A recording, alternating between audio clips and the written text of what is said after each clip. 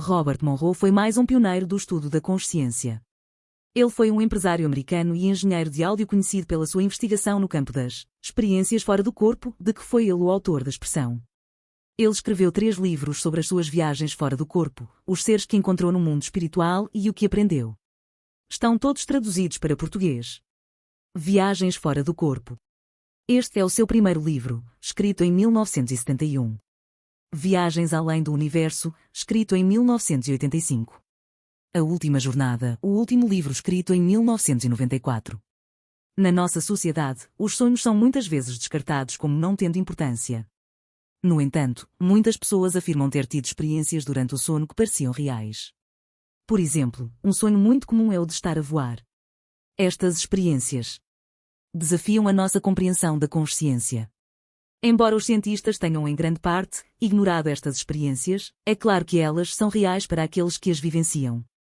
Elas são uma experiência humana universal, são tipicamente espontâneas e ocorrem muitas vezes durante doenças, crises emocionais ou durante o sono. Mas também podem ser induzidas voluntariamente. Estas experiências fazem-nos questionar sobre a alma ou consciência ou o que se lhe quiser chamar, e a sua sobrevivência após a morte. Elas podem ser agradáveis ou assustadoras. E em raros casos, as experiências fora do corpo parecem descrever eventos da vida real. Este vídeo é um resumo do seu primeiro livro, Viagens Fora do Corpo. Neste livro, ele reporta como explorou vários lugares a que apelidou de locais. Ele define o local 1, que é o mundo físico, esta realidade física, e depois o local 2, que é praticamente como este, mas uma cópia um pouco diferente. Ele percebeu pela sua exploração que aqui na Terra, no mundo físico, tudo é concreto, lógico e analítico, mas quando saiu do corpo, para o local 2, as coisas eram muito diferentes. A minha experiência começa com uma forte cólica abdominal, seguida por um período de exaustão e um eventual alívio. A importância deste evento ainda não está clara, mas marca o início de uma jornada extraordinária. 3 semanas após este primeiro evento, tive outro incidente significativo. Enquanto estava deitado no sofá, um feixe ou raio de luz que parecia vir do céu, fez o meu corpo tremer violentamente e tornar-se imóvel. Com grande esforço, consegui sentar-me, e a sensação de tremor acabou. Esta situação bizarra repetiu-se por mais 9 vezes, nas 6 semanas seguintes, sempre após deitar-me para descansar ou dormir. Quando procurei aconselhamento médico, nenhuma causa física foi encontrada. Acreditando que poderiam ser alucinações ou semelhantes a um sonho, decidi observar o fenómeno objetivamente, caso acontecesse novamente. Durante uma das ocorrências, senti uma vibração constante por todo o meu corpo, semelhante a um choque elétrico sem dor. Permanecendo calmo, a sensação eventualmente desapareceu. Vários meses depois, experimentei outro episódio enquanto estava deitado na cama. Uma onda começou na minha cabeça e espalhou-se por todo o corpo. De repente, senti uma parede lisa a pressionar-me no ombro e presumi que tivesse caído da cama. Ao tentar ver com a luz fraca, percebi que estava a flutuar contra o teto e observava o meu próprio corpo na cama ao lado da minha esposa.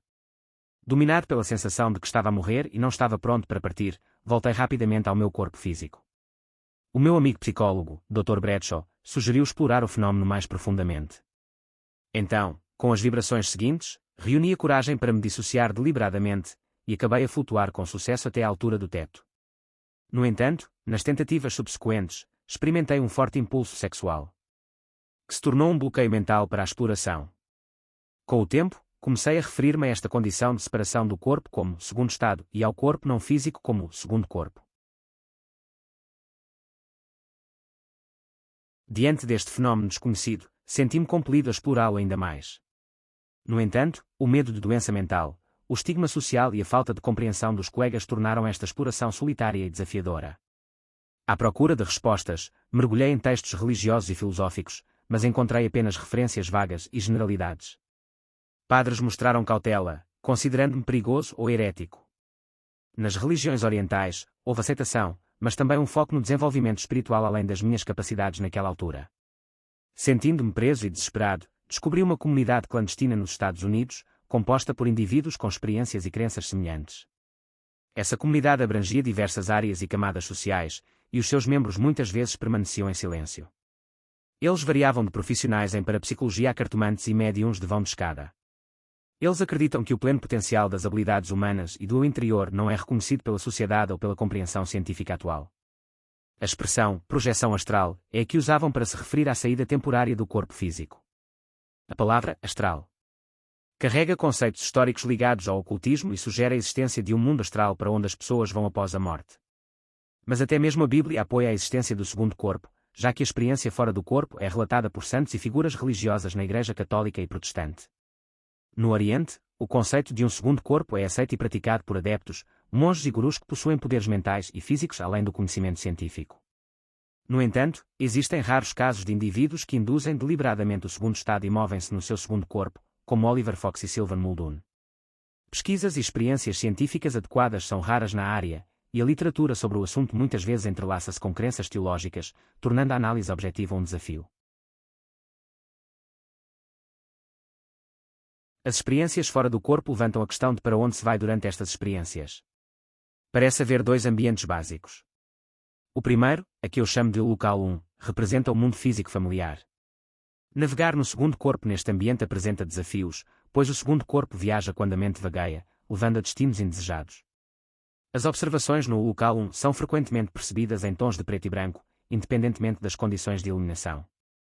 A comunicação com outros humanos durante essas experiências pode ser desafiadora, pois as pessoas muitas vezes não têm uma lembrança consciente do encontro, apesar de estarem cientes da tentativa de as visitar. O local 2 desafia a nossa compreensão da realidade. É um ambiente não material, com leis de movimento e matéria diferentes. O tempo no local 2 é inexistente, com passado, futuro e agora existindo simultaneamente. O pensamento é a força criativa vital no local 2, fornecendo energia, percepção e comunicação. Ajuda mecânica e necessidades físicas não estão presentes, pois o pensamento atende a todas as necessidades e desejos. O semelhante atrai o semelhante neste mundo de pensamentos, e o destino de uma pessoa no local 2 é determinado por motivações, emoções e desejos internos. Matéria sólida e objetos familiares podem ser percebidos, criados pelos pensamentos de habitantes passados ou por seres de ordem superior. O segundo corpo é naturalmente adequado para viagens no local 2, enquanto as viagens para destinos físicos são forçadas e limitadas. O local 2 desafia os conceitos tradicionais de lugar e está totalmente além da nossa compreensão comum. Visitas experimentais ao local 2 forneceram poucas pistas para formular uma teoria mais aceitável. A teoria mais aceita até agora é baseada no conceito de onda-vibração, propondo a existência de uma infinidade de mundos em diferentes frequências. Os nossos sentidos e instrumentos são incapazes de perceber este potencial, assim como desconhecíamos o espectro eletromagnético até desenvolvermos métodos para detectá-lo. As áreas do local 2 mais próximas do mundo físico são frequentemente habitadas por seres movidos por emoções, incluindo aqueles que estão vivos, mas adormecidos ou sob o efeito de drogas, e possivelmente aqueles que morreram. Esta área próxima é um lugar desafiador para se estar, e é necessário aprender a navegar por estas personalidades desarticuladas e por encontros com motivações sexuais enraizadas nas experiências do corpo físico. Com base nas minhas experiências, é plausível que algum tipo de existência no local 2 siga a atividade de vida no mundo físico. Por exemplo, uma vez encontrei um jovem no local 2 que parecia doente e com medo. Voltei mais tarde para confortá-lo e orientá-lo para onde ir em seguida. Muitas experiências no local 2 poderiam ser relatadas, mas seria difícil transmitir plenamente a dimensão deste reino não físico. Houve encontros com indivíduos agressivos e com indivíduos de várias organizações. Ocasionalmente, rajadas violentas de forças semelhantes ao vento interromperam a viagem suave pelo local 2. Além disso, há um sinal no céu que atua como uma barreira imóvel, apresentando símbolos rudimentares. A história que me foi contada é que uma mulher rica procurou garantias de que o seu filho entraria no céu, mas foi enganada por uma igreja. Por vingança, ela mandou erguer o sinal no céu para expor a desonestidade da igreja por toda a eternidade. Apesar dos esforços, o sinal permanece, criando um elemento curioso nessa área do local 2. O maior obstáculo para aceitar a existência do local 2 é a incapacidade da mente consciente, condicionada no mundo físico, de compreender a sua natureza infinita. Além disso, há a barreira, uma cortina que se baixa quando acordamos do sono e apaga as nossas memórias das experiências no local 2. Os sonhos podem servir como traduções ou simbologias dessas experiências, mas a má interpretação é comum devido à falta de familiaridade da mente consciente com o local 2. É provável que muitos ou até todos os seres humanos visitem o local 2 durante o estado de sono, embora o propósito dessas visitas permaneça desconhecido. Talvez um dia a nossa ciência descubra esse conhecimento e proporcione uma nova era de compreensão baseada nos dados do local 2. Numa experiência, tentei sair do meu corpo físico, mas permaneci confinado. Então descobri um truque em que rodei e me encontrei em oposição direta ao meu corpo físico. Havia um buraco numa parede que parecia infinito, como um espaço profundo. Cautelosamente, passei pelo buraco e encontrei escuridão. Numa experiência subsequente, estendi a mão e apertei outra mão. Em outra ocasião, ouvi o meu nome a ser chamado por uma voz suave e urgente. Perguntei o nome da voz, mas não obtive resposta. À medida que ganhei confiança, mergulhei mais fundo na escuridão. Numa ocasião, encontrei uma pessoa perto do buraco e inesperadamente comecei a chorar na presença dela. Determinado a encontrar respostas, aventurei-me mais fundo e deparei-me numa área semelhante a um prado, perto de um edifício. Encontrei duas pessoas sentadas fora do edifício, mas, apesar das minhas tentativas de me comunicar com elas, apenas senti as suas consciências. Estas experiências sugerem um fenómeno especial e repetível. A fórmula de induzir vibrações, uma rotação de 180 graus e o aparecimento do buraco foi replicada com sucesso várias vezes. As experiências com mãos e vozes desafiam explicação, mas fenómenos semelhantes foram relatados em outras circunstâncias. O local 2 parece ser um mundo de matéria física semelhante ao nosso, com árvores, casas, cidades e pessoas. No entanto, há diferenças notáveis na evolução tecnológica e social. A eletricidade e a combustão interna estão ausentes e foram substituídas por energia a vapor e fontes alternativas de energia. Os veículos são maiores e operam em velocidades mais lentas. O reino tem uma história completamente separada da nossa. Durante as minhas expedições, descobri que os habitantes do local 2 não estavam cientes da minha presença. Em 1961, o meu amigo e médico da família, Dr. Richard Gordon, adoeceu durante uma viagem à Europa e voltou para casa para tratamento médico. Ele passou por uma operação e descobriram que ele tinha um cancro abdominal avançado. Sabendo que o tempo era limitado, senti uma forte necessidade de falar com ele acerca das minhas experiências, que nunca havia mencionado antes. Acreditei que o meu talento poderia potencialmente ser útil para ele, embora na época, eu não o entendesse totalmente nem de que forma o poderia ajudar. Apesar da minha incapacidade de ver o Dr. Gordon pessoalmente enquanto ele estava no hospital, a sua esposa sugeriu que eu escrevesse uma carta para que ela pudesse ler durante os seus períodos de lucidez. Na carta, pedi-lhe que considerasse a possibilidade da existência além dos limites de um corpo físico e atentar às técnicas que mencionei. Infelizmente, a Sra. Gordon não me informou se ele havia tentado esses métodos. Depois de dar-lhe tempo para descansar, reuni coragem para embarcar nesta nova experiência. Numa tarde de sábado, após entrar num estado vibrante, chamei mentalmente pelo Dr. Gordon e encontrei-me numa grande sala de uma instituição. Uma voz guiou-me até uma porta aberta, onde observei um grupo de homens, mas o Dr. Gordon não estava entre eles. Enquanto esperava, comecei a sentir um calor crescente e decidi partir. Quando estava prestes a sair, um jovem do grupo olhou para mim intensamente antes de continuar a sua conversa. Mais tarde, percebi que esse jovem era o Dr. Gordon na sua juventude. Houve muitas outras ocasiões em que entrei em contato com pessoas falecidas. Por exemplo, uma vez aluguei uma casa cujo proprietário anterior havia morrido. Certa noite, enquanto me preparava para ter uma experiência fora do corpo, vi uma mulher entrar na sala. Curioso, estendi a mão para a tocar, e as suas mãos seguraram as minhas. Ela pediu-me para cuidar de uma pintura antes de desaparecer. Mais tarde, descobri que a mulher havia realmente morrido no quarto em que eu estava a dormir.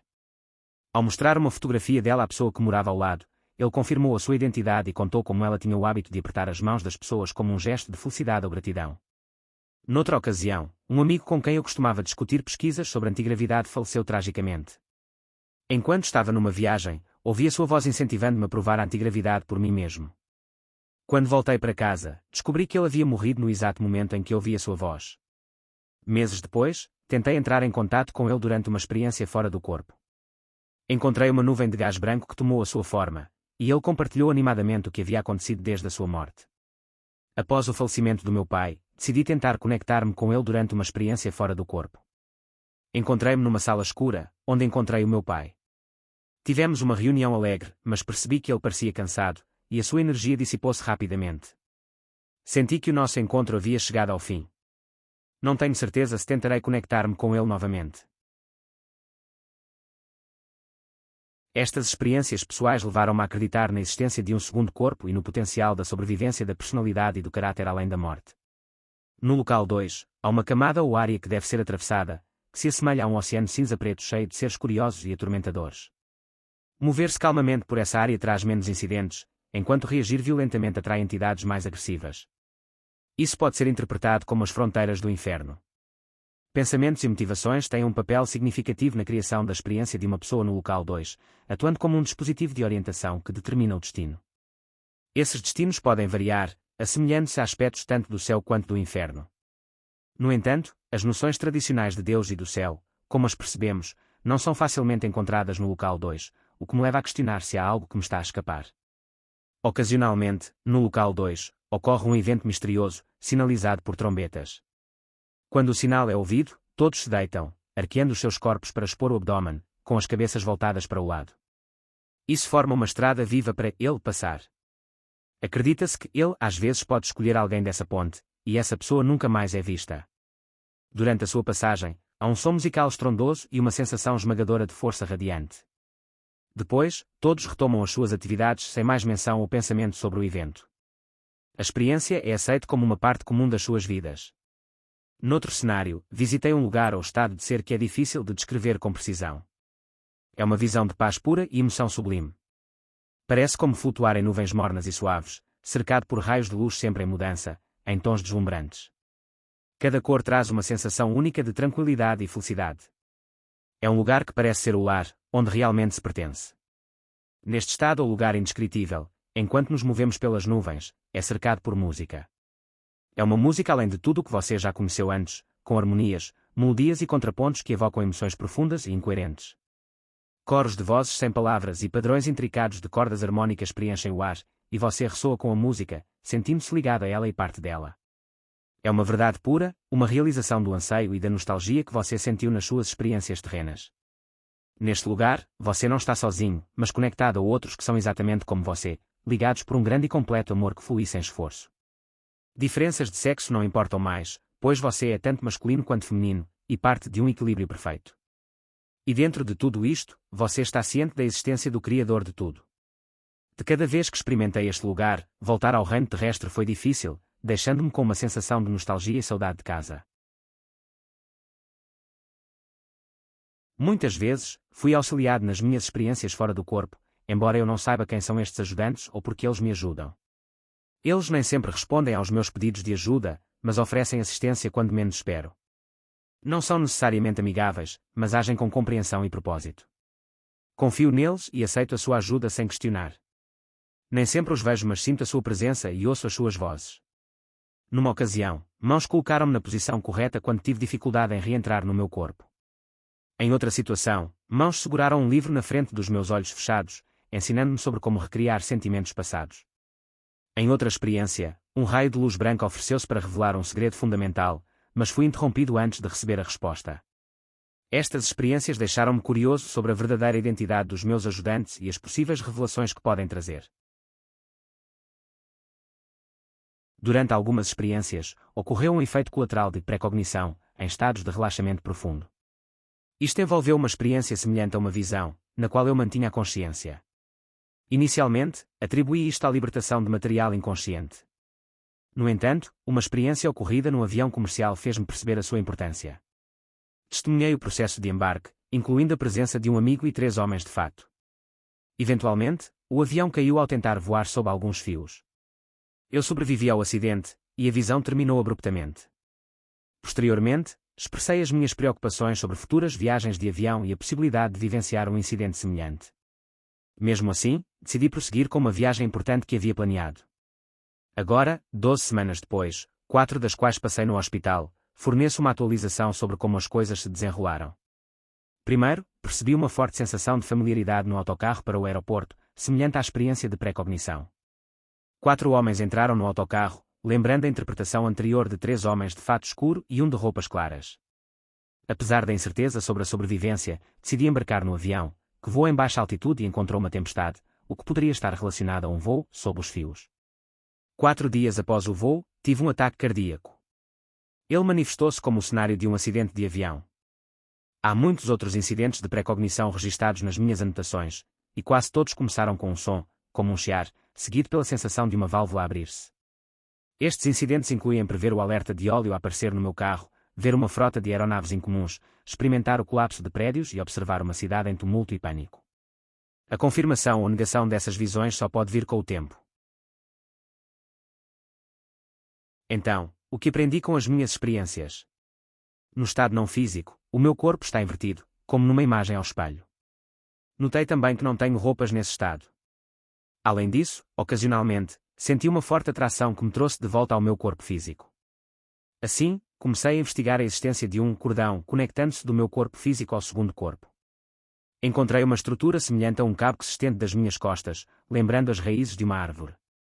O segundo corpo tem peso e está sujeito à atração gravitacional, mas tem muito menos densidade do que o corpo físico. Ele pode ser composto de matéria com baixa densidade. O segundo corpo pode ser visível em condições específicas, seja refletindo ou irradiando luz.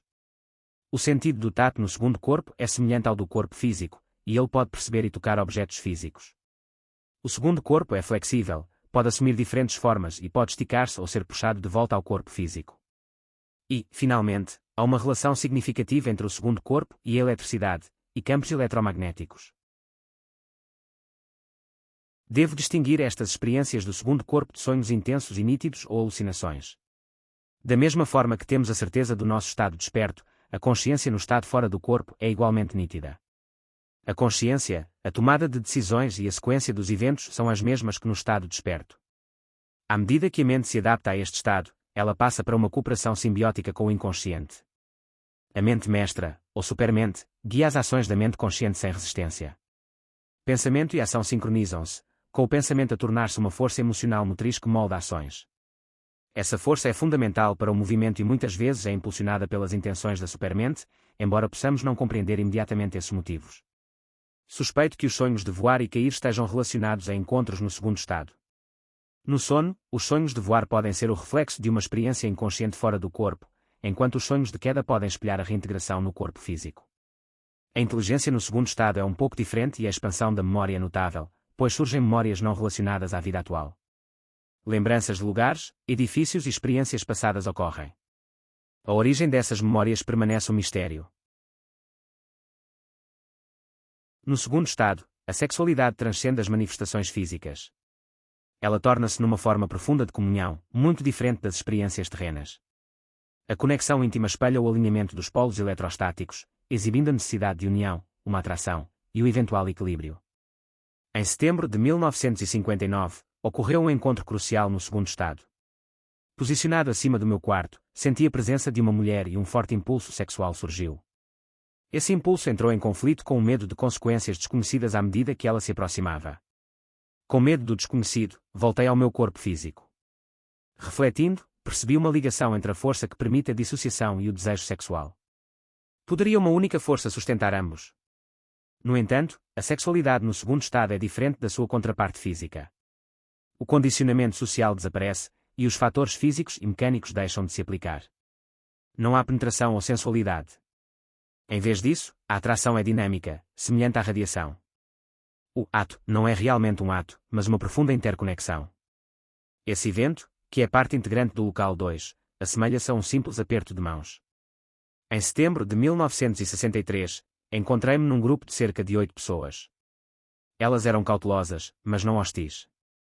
Cada pessoa cumprimentou-me com uma forma única de contato físico, envolvendo um rápido flash de uma carga sexual. Esse cumprimento sexual era um costume local. Ou uma tentativa de ser amigável. Talvez reflita o nosso eu interior ou esteja ligado a fantasias sexuais reprimidas. Embora tais experiências sejam tipicamente espontâneas e passageiras, elas também podem ser perseguidas de forma sistemática. A principal barreira é o medo, embora essa barreira provavelmente seja cruzada inconscientemente durante o sono.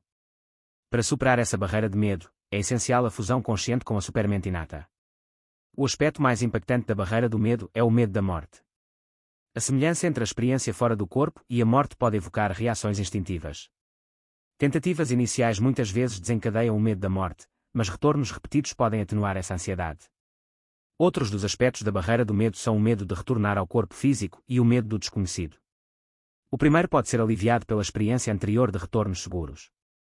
No entanto, o último, o medo do desconhecido, permanece um desafio, pois nunca se entende completamente as complexidades das regras desse outro reino. A exposição gradual à familiaridade é a única maneira de navegar pela barreira do medo. A seguir, estão delineados os passos necessários para o desenvolvimento da experiência. O primeiro passo é o relaxamento. Para embarcar nas experiências fora do corpo, cultivar o relaxamento é essencial, pois a urgência e a impaciência podem impedi-las. Várias técnicas de relaxamento estão disponíveis, incluindo a auto-hipnose, meditação e o estado limítrofe do sono. Este último é um processo gradual de manter um delicado equilíbrio entre desperto e sono. Comece o processo quando já estiver cansado, e mantenha um pensamento específico em mente. Mantenha-se em um estado entre acordado e sono, até que toda a imagem mental desapareça em escuridão. Liberte-se do controle rígido e permita que os estímulos sensoriais desapareçam. Quando você atingir um aprofundamento da consciência, concentre-se em manter a consciência dentro de um estado relaxado, para evitar adormecer. O segundo passo é alcançar o estado vibracional. Uma vez que você atinge esse estado, saberá com certeza que o alcançou. O procedimento é o seguinte: após alcançar o estado de relaxamento, concentre-se na escuridão e estabeleça um ponto de concentração. Desloque esse ponto para fora e para cima, e mentalmente procure a sensação de vibração. Quando bem-sucedido, uma onda pulsante percorrerá o seu corpo. Ao atingir o estado vibracional, concentre-se no controle consciente através de procedimentos específicos. Comece com a aclimatação para eliminar reações de medo às vibrações. Gradualmente manipule e module as vibrações, direcione-as no anel, e varra ritmicamente da cabeça aos pés, e de volta. Mentalmente estimula-as para aumentar a sua frequência. A aceleração das vibrações é essencial para a dissociação do físico. À medida que a frequência aumenta a ponto de não ser mais reconhecível, uma sensação de formigamento quente surge. Alcançar esse estágio sinaliza prontidão para a dissociação física. Cruzar esse limiar irá comprometê-lo a nova realidade, mudando para sempre a sua vida e crenças. Após alcançar o estado vibracional, continue a controlar os pensamentos. Como se estivesse a esticar o braço, alcance qualquer objeto, parede ou porta. Quando tocar o objeto, identifique os seus detalhes pelo toque. Em seguida, empurre contra o objeto até que a sua mão aparentemente passe por ele. Se conseguir isso, retorne o seu braço à sua localização física e diminua as vibrações para encerrar a experiência. Na próxima experiência, levante suavemente ambos os braços e una as mãos. Tente ver tanto os seus braços físicos quanto os não físicos. Quando estiver pronto para a dissociação, use a abordagem de levantar-se, pensando em flutuar para cima. Outra técnica é a técnica de rotação. Para fazer isso, tente lentamente virar-se, concentrando-se primeiro na sua cabeça e ombros. Roda até que o seu corpo não físico esteja de frente para o seu corpo físico, então pare e pense em flutuar para cima. Ambos os métodos requerem prática bem-sucedida do estado vibracional. Priorize primeiro a técnica de levantar-se, e depois a técnica de rotação. Uma vez bem-sucedido, mantenha o controle ficando próximo ao reino físico durante as primeiras experiências.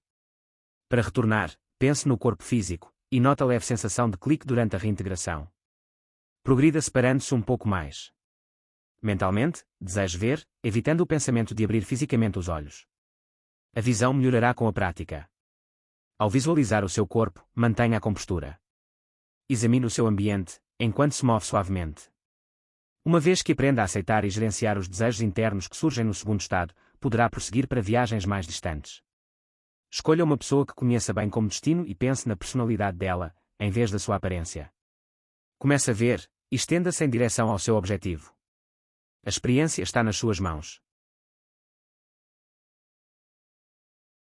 Na nossa sociedade materialista, frequentemente confinamos a presença humana ao corpo físico.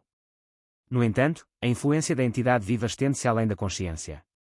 Dados carregados de emoção são constantemente trocados. Como uma rede invisível, os pensamentos viajam para todas as pessoas que conhecemos e de todas elas para nós.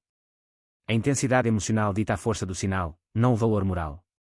Você transmite para aqueles em quem pensa, e essa troca subconsciente constitui a telepatia. A separação do corpo físico durante o sono ocorre, muitas vezes inconscientemente, mas alguns podem realizar a dissociação de forma intencional. Se organizada, aqueles que podem fazer isso poderiam moldar o destino da humanidade. Esta noção não é sem fundamento. Exerci influência física noutra pessoa numa experiência. O que implica que outros também poderiam fazê-lo. Pesquisas mais sofisticadas poderiam revelar essa realidade. Isso dissolveria conflitos religiosos e traria clareza sobre a existência além da morte. A medicina seria transformada pela compreensão da ligação entre a saúde física e o segundo corpo, e a medicina psicossomática já sugere uma conexão.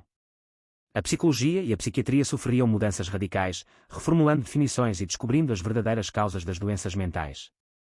A esquizofrenia poderia estar relacionada com problemas com o segundo corpo. E percepções do segundo estado poderiam explicar as vozes na psicose. A aceitação do conceito do segundo corpo revolucionaria a vida cotidiana.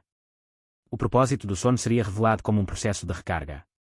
As interpretações de sonhos poderiam mudar, onde sonhos comuns seriam para a ordenação de dados, enquanto que os intensos e nítidos seriam impressões do segundo corpo. O segundo corpo parece operar através de uma força energética, relacionada à eletricidade e magnetismo. O pensamento possivelmente utiliza essa força, e a consciência a interpreta como eletricidade e vibração. Superar a barreira do medo permite a separação voluntária do corpo. As nossas ações instintivas surgem desse impulso. Entrar no segundo estado exige dominar esse instinto de sobrevivência, desafiar as nossas crenças mas chamando-nos a explorar. E isto leva-nos ao fim de Viagens Fora do Corpo, de Robert Monroe. Obrigada por assistirem e até ao próximo vídeo.